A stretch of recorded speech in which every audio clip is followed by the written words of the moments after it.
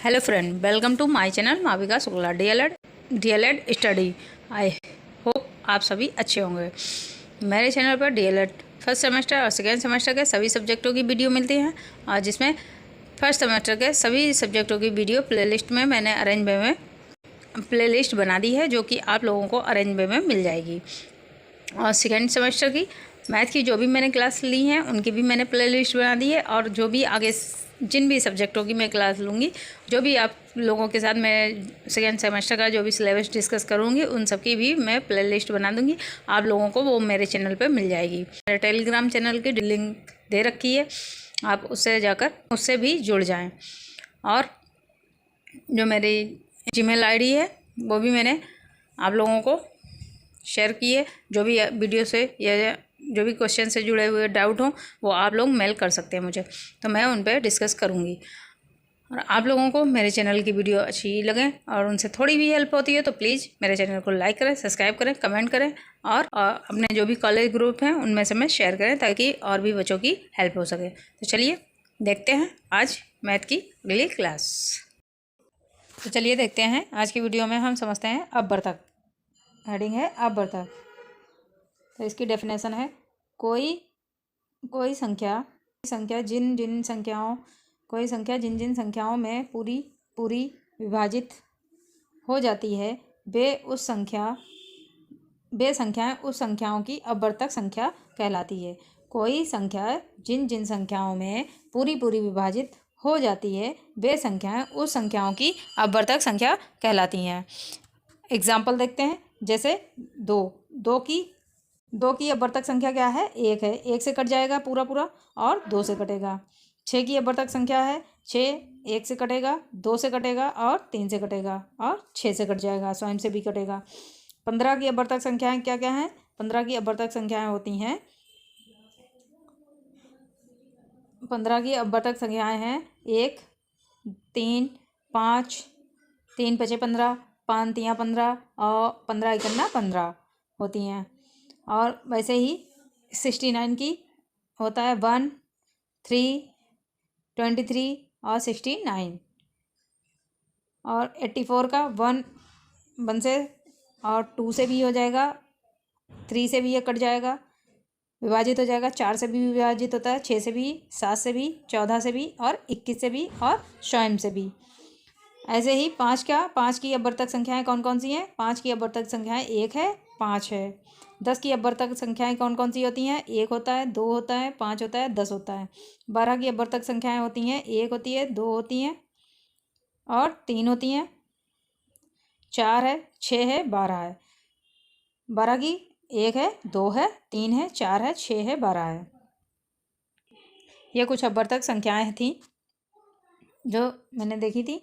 ऐसे ही अब इनके कुछ पॉइंट देख लेते हैं। अपवर्तक संख्याओं के कुछ पॉइंट हैं जो इम्पोर्टेंट है। तो क्या है? इसमें क्या है?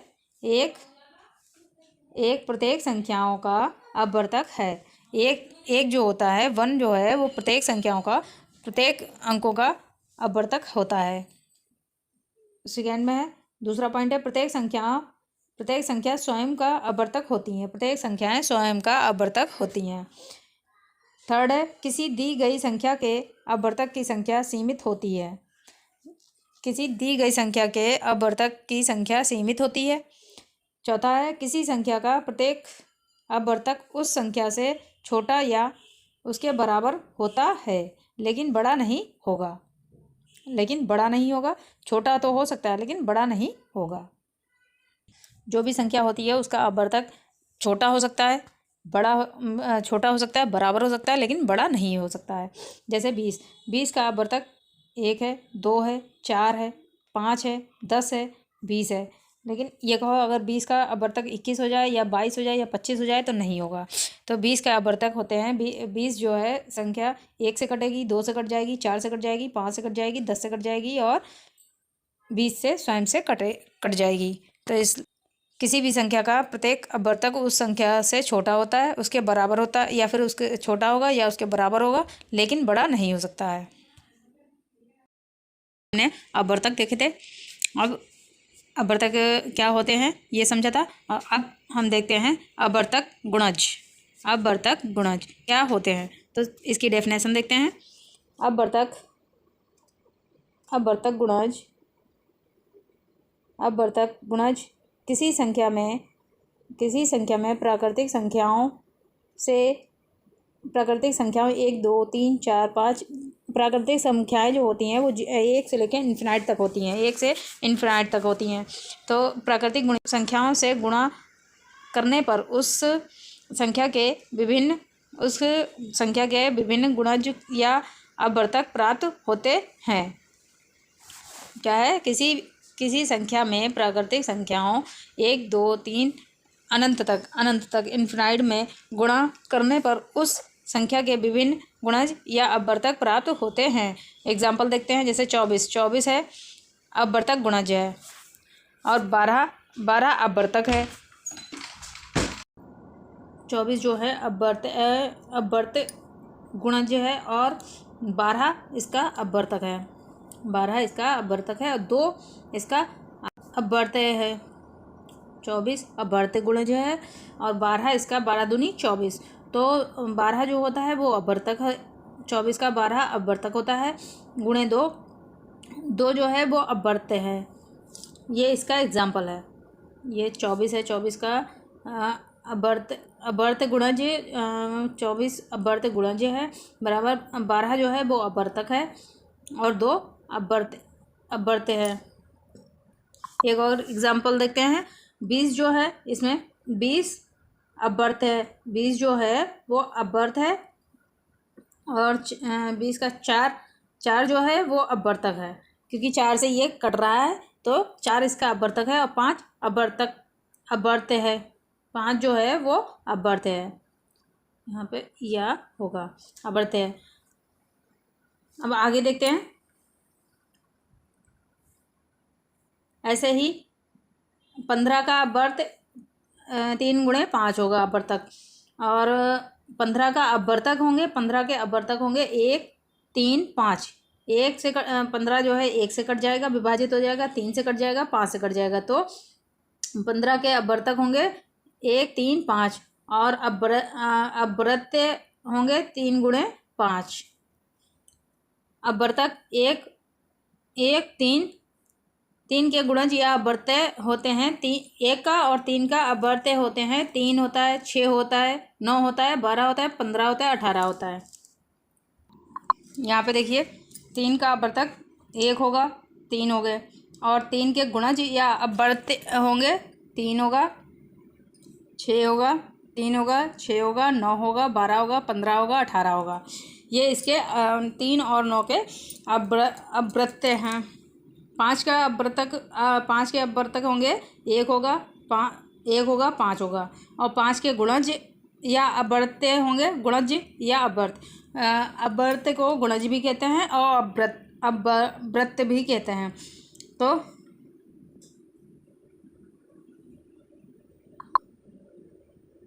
5 के जो है 5 होगा, 10 होगा, 15 होगा, 20 होगा, 25 होगा।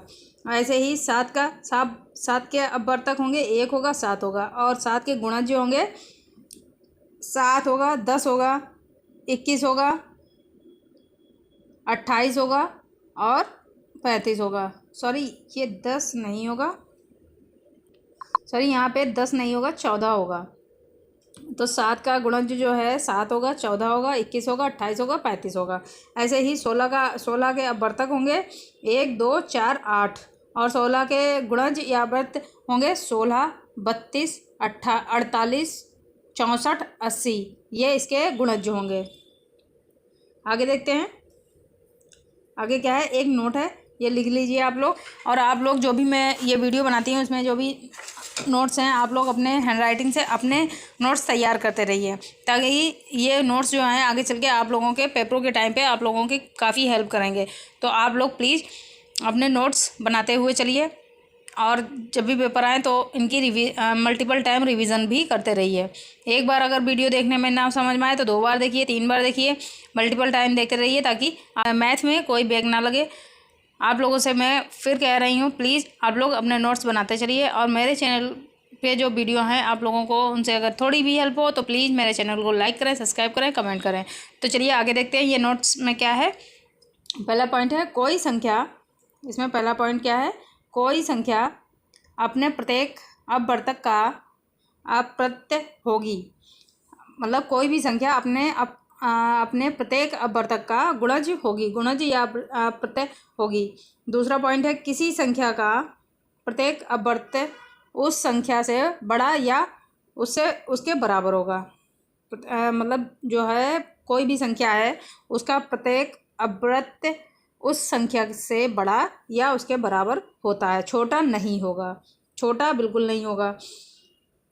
किसी संख्या के अपवर्त्यों की संख्या असीमित होती है, इनकी अपवर्त्यों की संख्या कोई सीमित नहीं होती है। थर्ड पॉइंट है यहाँ पे, थर्ड पॉइंट है कि किसी संख्या या अपवर्त्यों की संख्या असीमित होती है। फोर पॉइंट है प्रत्येक संख्या स्वयं का अपवर्त्य है, प्रत्येक संख्या स्वयं का अपवर्त्य होती है। और अपवर्तक में कोई भी संख्या जो है उससे छोटा भी हो सकता है, उसका अपवर्तक संख्या से छोटा हो सकता है, लेकिन अपवर्त्य छोटा नहीं होगा। ये इसके कुछ पॉइंट्स है जो आप लोगों को ये भी नोट डाउन कर लीजिएगा। अब आइए देखते हैं आगे ये क्या है। अब अपवर्त्य 18 के हैं। अपवर्त्य 18 के होंगे, 18 होगा, 36 होगा, 54 होगा, 18, 90 होगा। लेकिन वहीं अपवर्तक 1 होगा, 2 होंगे, 3 होंगे, 6 होंगे, 19 होंगे, 18 होंगे। अब देखिए इसमें जो है अपवर्तक 18 से छोटा भी है, यहाँ भी छोटा है, यहाँ भी छोटा है, यहाँ भी 3 से भी ये कट, क्योंकि ये 3 से भी कट जाएगा, 9 से भी कट जाएगा। तो अपवर्तक तो छोटे हो सकते हैं लेकिन अपवर्त्य छोटे नहीं होगा, क्योंकि ये 18 है, 36, ये इससे बड़े ही अपवर्त्य जो भी संख्या दी है उससे बड़े ही होंगे, छोटे नहीं होंगे। तो चलिए आप लोग, आज हमने जो है आज की वीडियो में अपवर्तक देखे और अपवर्त्य के बारे में समझा। तो चलिए आगे देखते हैं। अब आगे क्या है, लघुत्तम। तो चलिए अब लघुत्तम समावर्त देखते हैं। दोनों विधियों से गुणा और भाग विधि से लघुत्तम महावर्त समझते हैं। यहाँ पे हेडिंग डालते हैं महत्तम समावर्तक मासा, जिसे कहते हैं मासा। इसे इंग्लिश में कहते हैं हाईएस्ट कॉमन फैक्टर, यानी कि highest common factor, HCF। HCF means होता है लघुत्तम समावर्तक। HCF का मतलब होता है हाईएस्ट कॉमन फैक्टर। तो इसकी डेफिनेशन देख लेते हैं। किसी संख्या को पूर्णतः विभाजित करने वाली संख्या उसका गुणनखंड कहलाती है। मासा दी गई संख्या का सबसे बड़ा सर्वभाजक होती है। ये इसकी डेफिनेशन है। क्या है, किसी भी संख्या को पूर्णतः विभाजित करने वाली संख्या उसका गुणनखंड कहलाती है। मासा दी गई संख्याओं का सबसे बड़ा सर्वविभाजक होती है। आइए एग्जाम्पल में समझते हैं। एग्जाम्पल इसका देखते हैं। एग्जाम्पल है जैसे 18 का है, 18 1 से कटेगा, 18 गन्ना 18 और 2 चक्कू 8 और 4 दूनी 8 और 8। तो इसका जो है हाईएस्ट फैक्टर क्या होगा, हाईएस्ट होगा, इसका मासा होगा 8। अब यहीं 16 का देख लेते हैं। 16 में 1 से 1 है, 16 2 4 8। तो यहाँ भी इसका, अब इन दोनों में हाईएस्ट कौन सा है, कौन सी संख्या हाईएस्ट है, बड़ी संख्या कौन सी है, ये है 8। इनमें कॉमन क्या है, इन दोनों में 8 है और 8 बड़ी है, तो इसका मासा, इन दोनों का मासा होगा 8, इन दोनों का मासा 8 होगा। लासा में यहाँ देख लेते हैं इसका। लासा में जो कॉमन संख्या हैं वो उन्हें भी ले लेंगे, और जो नहीं कॉमन है उन्हें भी लेंगे। लासा में क्या होता है, जो कॉमन संख्याएं होती हैं उन्हें भी लेते हैं और जो कॉमन संख्याएं नहीं होती हैं उन्हें भी लेते हैं। लेकिन मासा में जो कॉमन संख्याएं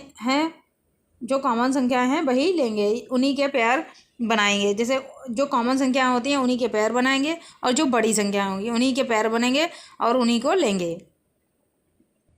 यहाँ पे ये नोट है, एक नोट है, आप लोग नोट डाउन कर लीजिएगा इसे। संख्याओं का मासा या तो सभी संख्याओं से छोटा होता है अथवा उसमें से सबसे छोटी संख्या के बराबर होता है। जैसे संख्याओं का मासा या तो सभी संख्याओं से छोटा होता है अथवा उसमें से सबसे छोटी संख्या के बराबर होता है। पहली अब इतना हम समझ गए हैं कि मासा क्या होता है। मासा जो है, लासा में हम जो कॉमन संख्याएं होती हैं वो भी लेते हैं, जो कॉमन संख्या नहीं होती हैं उन्हें भी लेते हैं। और मासा में क्या है, मासा में हम जो कॉमन संख्याएं होती हैं उन्हीं को लेते हैं और वही संख्याएं लेंगे और उन्हीं का पेयर बनाएंगे। और अब आइए देखते हैं मासा गुणनखंड विधि द्वारा देखते हैं। क्या है गुणनखंड विधि द्वारा, पहले मासा हम गुणनखंड विधि द्वारा समझेंगे। तो आइए देखते हैं। इसमें दिया गया है गुणनखंड विधि द्वारा मासा जो है किसका, 48, 64, 72 के अभाज्य गुणनखंड को बताओ। कितने 48, 64, 72 के अभाज्य गुणनखंड को बताइए। अब आइए यहाँ पे समझते हैं कितना था 48। हम यहाँ पे देखते हैं 48, 64 और 72। यहाँ पे बताया था 48, 64, 72 का हमें अभाज्य गुणनखंड बताना है। तो आइए इसका करते हैं हम। 2 दूनी 4, 4 दूनी 8, 8 दूनी 16, 16 तियाँ 48। ये इसका हो जाएगा 16 तियाँ 48। अब यहाँ पे देखते हैं, यहाँ पे 2 दूनी 4, 2 दूनी 4, 4 दूनी 8, 4 दूनी 8, 8 दूनी 16, 16 दूनी 32 और 32 दूना 64, 32 दूना हो जाएगा 64। अब यहाँ पे 72 का देखते हैं। 72 को काटते हैं गुणनखंड विधि द्वारा। 2 दूनी 4, 4 दूनी 8, 8 तियाँ 24, 8 तियाँ 24, 24 तियाँ 72। तो ये हमारा यहाँ पे आ जाएगा, यहाँ पे 72 ये हो जाएगा। अब इसका हम क्या करेंगे, यहाँ पे अब इसमें हम बना लेंगे पेयर। इसमें पेयर बना लेंगे कॉमन। इसमें जो है हम कॉमन जो संख्याएं होंगी वो देखेंगे।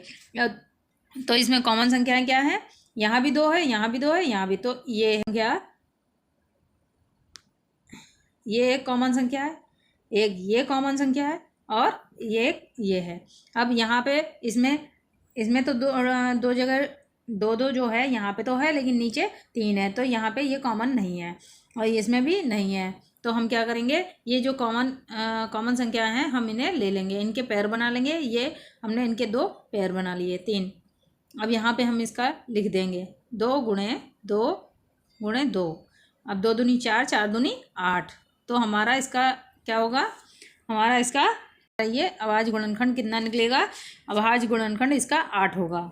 हम इसे घात के हिसाब से लिखना चाहेंगे, घात के हिसाब से भी समझ लेते हैं कैसे लिखा जाएगा। तो इसमें क्या है, यहाँ पे घात के हिसाब से लिखा जाएगा। 2 की घात न्यूनतम 2 की न्यूनतम घात होती है 3। क्या होगी, 2 की घात 3 होगी, 3 होगा, 2 की घात 3 ये आ जाएगा। और 2 दूनी 4, 4 दूनी 8, ये यहाँ भी आंसर 8 ही आ जाएगा। हमारा इसका अभाज्य गुणनखंड 8 होगा। चलिए आगे देखते हैं।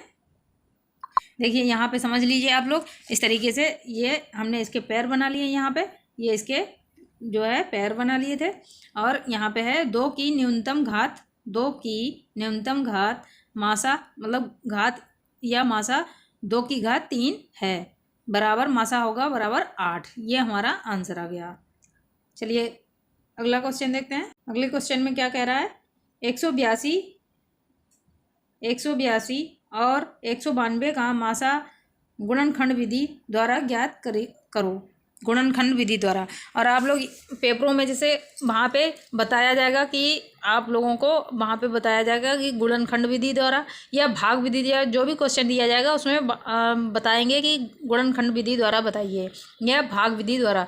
तभी आप लोगों को वहाँ पे गुणनखंड विधि द्वारा ही अगर कहा जाएगा तो गुणनखंड विधि द्वारा क्वेश्चन को सॉल्व करना होगा। अगर भाग विधि से कहा जाए तो भाग विधि से सॉल्व करना होगा। यहाँ पे कहा है कि गुणनखंड विधि द्वारा, यहाँ पे इन्होंने कहा है गुणनखंड विधि द्वारा। तो चलिए देखते हैं, आइए समझते हैं। यहाँ पे सॉरी, यहाँ पे जो है क्वेश्चन में थोड़ा सा गलत है। यहाँ पे 180 यहाँ पे है 180, ये थोड़ा सा मिस्टेक हो गई है, सॉरी। ये 180 है तो इसका हम देख लेते हैं 180 का गुणनखंड विधि द्वारा। तो यहाँ पे करेंगे 2 गुणे 2 दूनी 4, 4 तियाँ 12, 2 दूनी 4, 4 तियाँ 12, 12 तियाँ 36, 12 तियाँ 36 और 12 पंचे 12 तियाँ 36, 36 पंचे आ जाएगा 180। हमारा ये आंसर आ गया।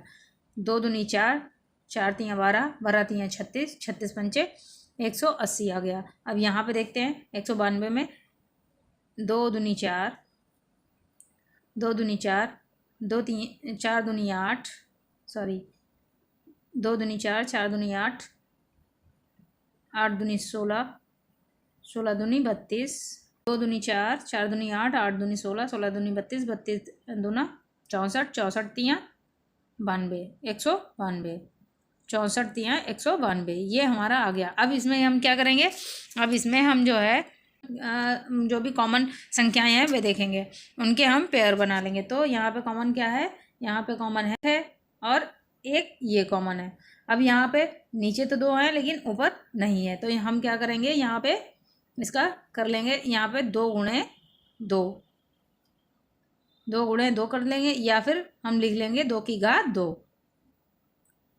तो 2 दूनी 4।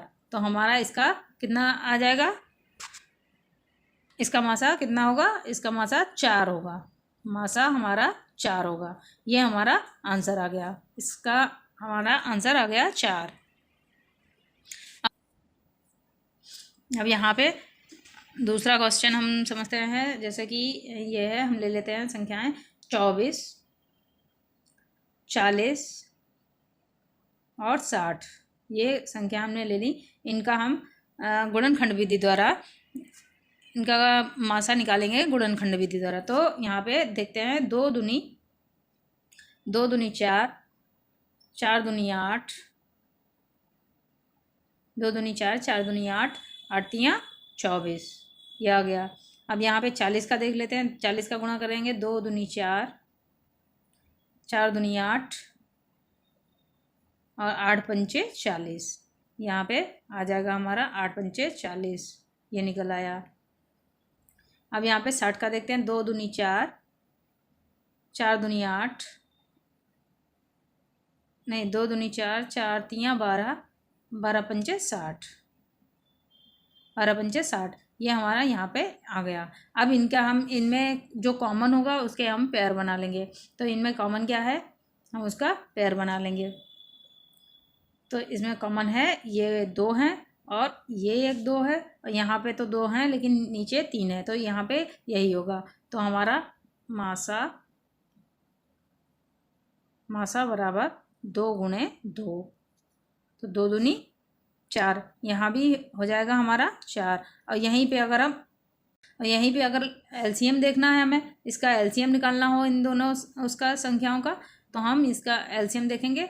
तो उसमें क्या करेंगे, जो कॉमन संख्या है वो तो उनका गुणा हम करेंगे ही करेंगे।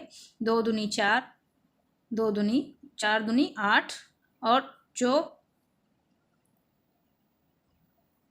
जो संख्याएं कॉमन, जो संख्याएं नहीं कॉमन है उन्हें भी लेंगे। तो यहाँ पे वो होंगी गुणे 3 गुणे 5।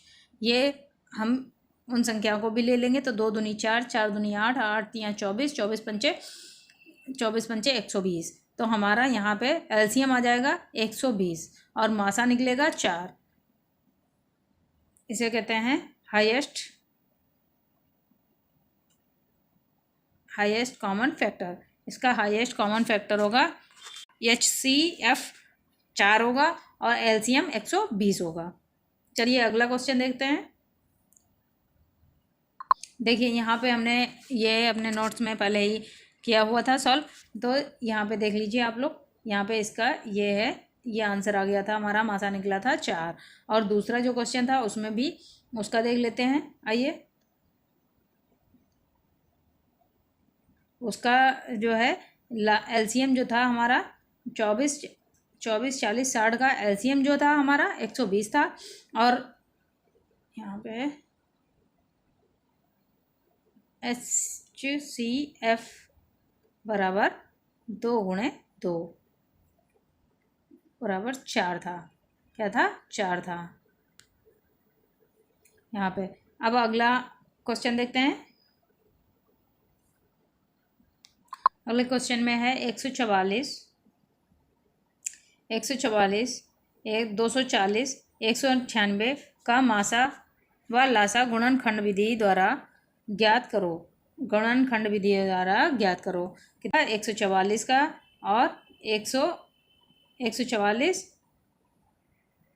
और 240 और 196 का। चलिए इसे पहले रिमूव करते हैं। चलिए उसे छोड़िए, आगे देखते हैं। 144, 240 और 196 का, दोनों का हमें एलसीएम भी देखना है, एफ भी देखना है और एलसीएम भी देखना है, HCF देखना है और एलसीएम भी देखना है। तो चलिए निकालते हैं हम इसका। पहले हम इसका मासा निकालेंगे।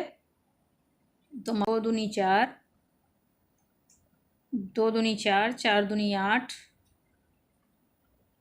2 दूनी 4, 4 दूनी 8, 8 तियाँ 24, 8 तियाँ 24, 24 चक्कू। सॉरी यहाँ पे थोड़ा हो गया गलत, ये नहीं होगा। हाँ, 2 दूनी 4, 4 दूनी 8, 8 दूनी 16, 8 दूनी 16 होगा और 16 तियाँ होगा, 16 तियाँ 48, 48 तियाँ होगा, 48 तियाँ होगा हमारा, 48 तियाँ 144। ये हमारा आ जाएगा 144। अब अगला देखते हैं। में देखते हैं क्या है।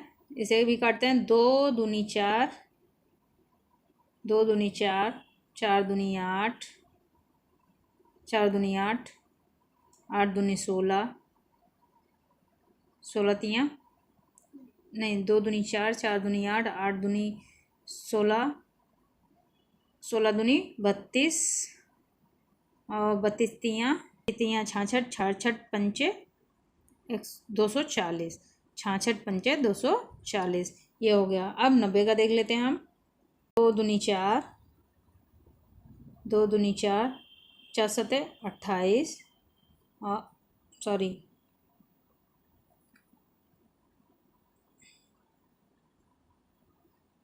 4 सते 28, 28 सते 196 हमारा आ जाएगा। 28 सते 196।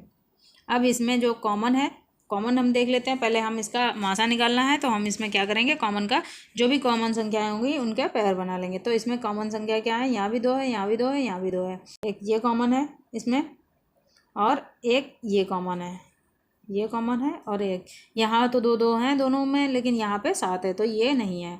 तो इसका हमारा मासा कितना होगा? और कोई भी संख्या इसमें नहीं है, तो हमारा इसका मासा होगा, हमारा इसका मासा जो है होगा, मासा होगा हमारा 2 गुणे 2। कितना होगा? 2 गुणे 2 बराबर 4। हमारा ये होगा मासा। और एलसीएम, भाई एलसीएम में अगर लासा निकालना है तो लासा होगा,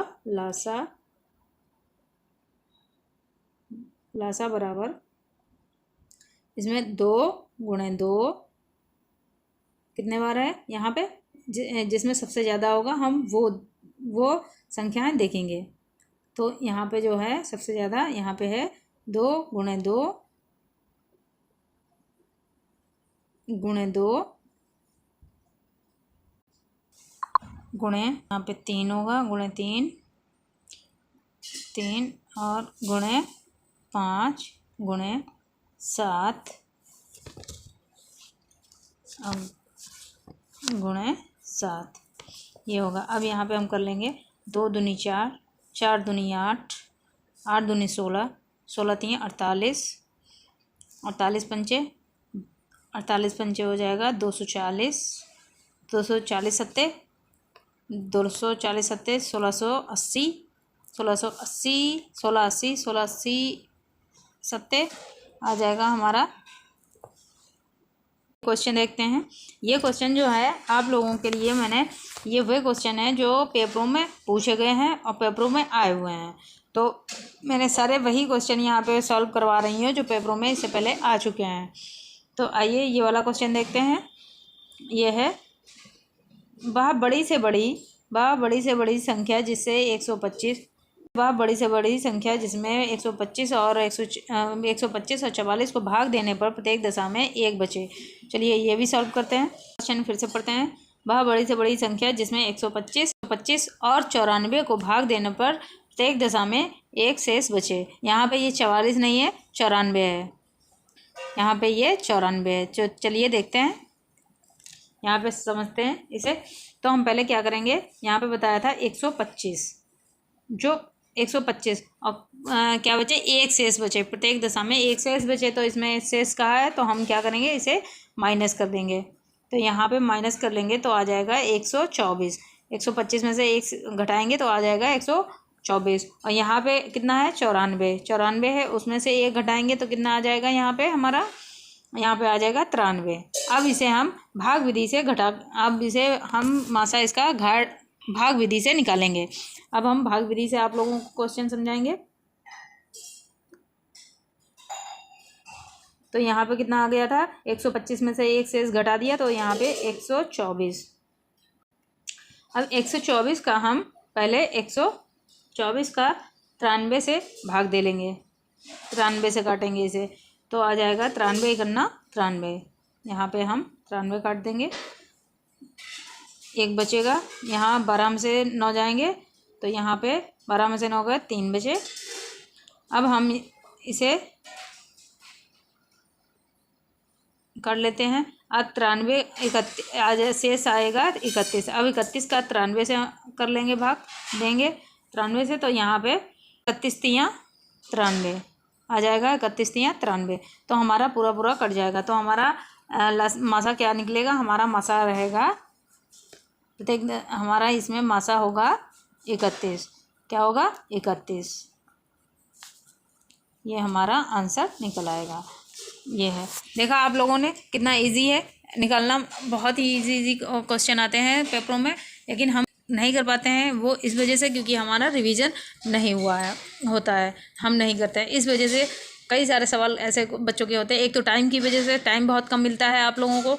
मैथ का पेपर 25 नंबर का होता है, उसमें केवल 1 घंटे देते हैं सॉल्व करने के लिए। उसमें एक तो बच्चों के पास टाइम कम होता है, और दूसरा यह है कि मैथ का नाम सुनते ही बहुत से बच्चे ऐसे हैं जिनने कभी मैथ पढ़ी ही नहीं है, तो वो डर जाते हैं। जो हिंदी मीडियम है वो बच्चे बहुत ही जिन बच्चों के पास, जिन लड़कियों के पास मैथ नहीं होती है वो डर जाती हैं, इस वजह से वो नहीं सॉल्व कर पाती हैं।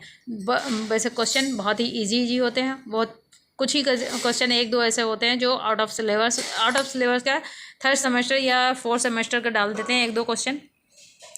अब बाकी सारे क्वेश्चन बहुत ही इजी होते हैं। तो आप लोग बस आप लोगों की बैग ना लगे उसके लिए बस आप एक ही काम करिए कि मल्टीपल टाइम रिवीजन करते रहिए। आप लोग इन वीडियो से मेरे चैनल की जो भी वीडियो हैं उनसे इतना मल्टीपल टाइम रिवीजन करिए कि आप लोगों को ये सवाल क्वेश्चन एकदम रट जाएं। तो आप लोग जो है मैथ में बिल्कुल घबराने की कोई ज़रूरत नहीं है आप लोगों को।